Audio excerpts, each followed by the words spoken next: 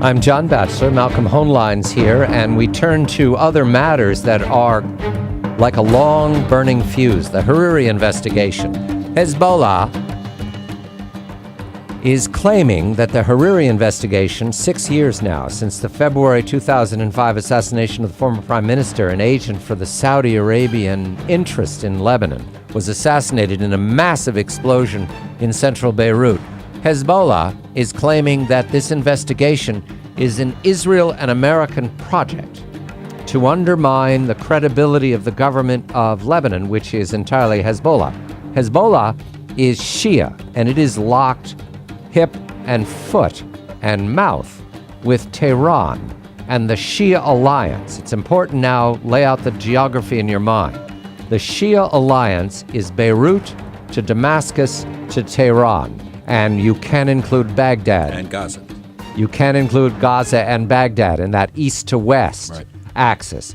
The Sunni axis is Ankara, Turkey, Amman, Jordan, Cairo, Egypt, and importantly, the one with the money and the power, Saudi Arabia, Riyadh. That's the north-south, the Sunni. And what we're seeing in the Middle East is a contest between these two forces for total regional control.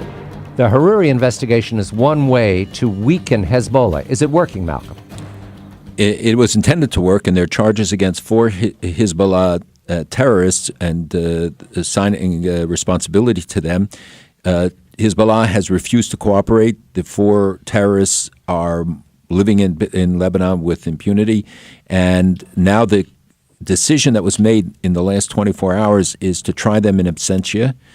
What is also interesting is that the president of the court resigned or stepped down and is now will be a regular member of the court. They will have a new one who will step up to the responsibility, but they are intent on going ahead with it. Hezbollah has issued all sorts of warnings that if they try to prosecute members of Hezbollah, that there will be all sorts of consequences. So this is being seen as, of course, a Western CIA, Mossad, or whoever else they can blame. Actually, they blame the British and some others on this one. At the same time that Assad is blaming Israel and the CIA for all of the counter demonstrations, he cannot believe that the people would do this. And he's saying that they're using Israeli weapons and they've captured Israeli weapons. They can't produce one. But in the meantime, we're seeing huge movements of weapons on the Lebanese-Syrian border, and the Lebanese army has moved to stop it.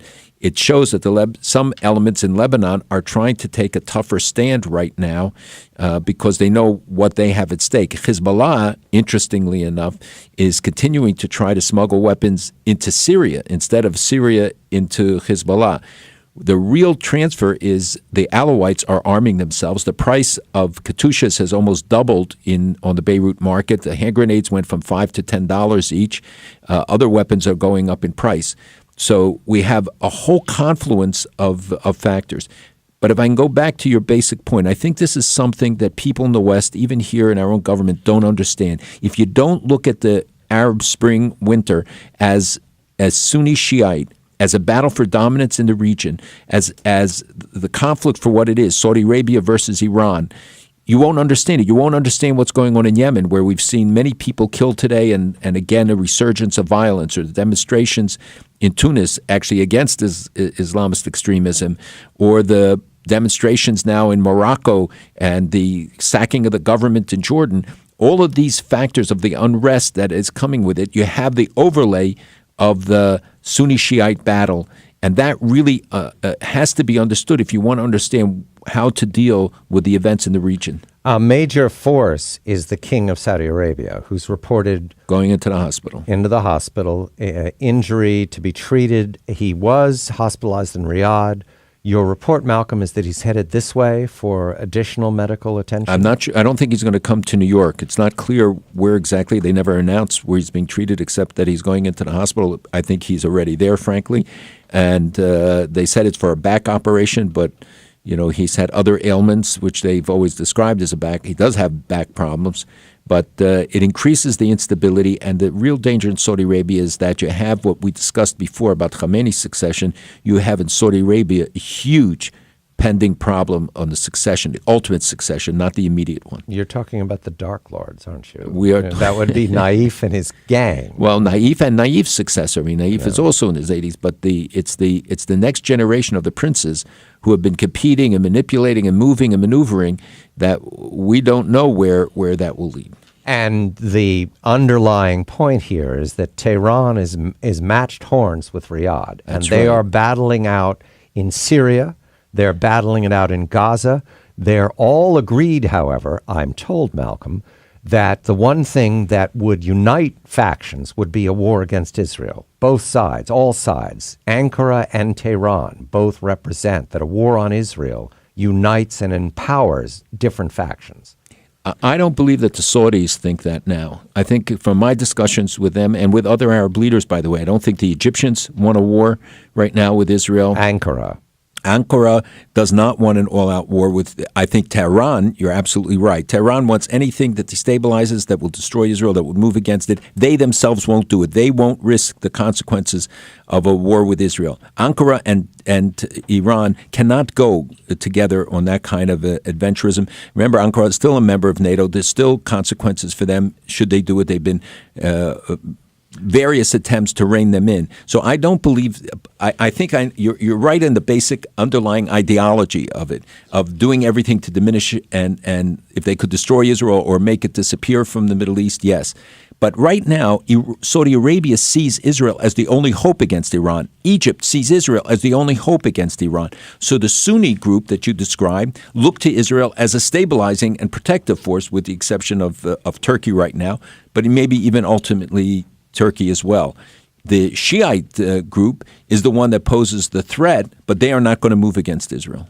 The puzzle for me, these flow of weapons that you're reporting from Bekaa into Syria.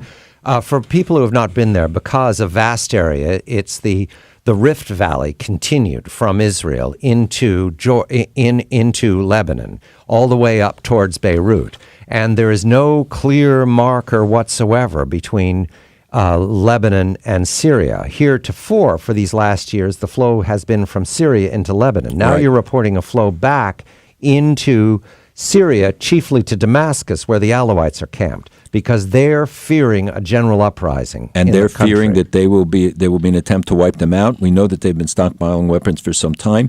There's also the defectors who are along the Lebanese-Syrian border.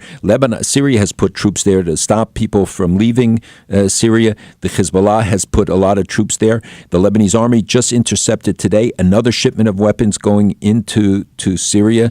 So there are a lot of players. And remember also, Turkey right now is focused on Syria. They're doing those military maneuvers. They're talking about taking some sort of an action. The Arab League met, as you know, over the weekend and gave them 15 days to the Syrians to work out some deal with or begin dialogue with the opposition. They didn't call for removal. They didn't call for anything else, but they gave them a 15-day deadline, which was pretty strict in their terms.